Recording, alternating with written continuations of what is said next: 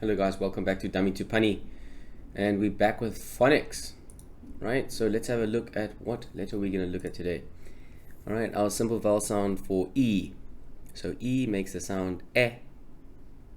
E makes the sound E. Right, so some short sounds here.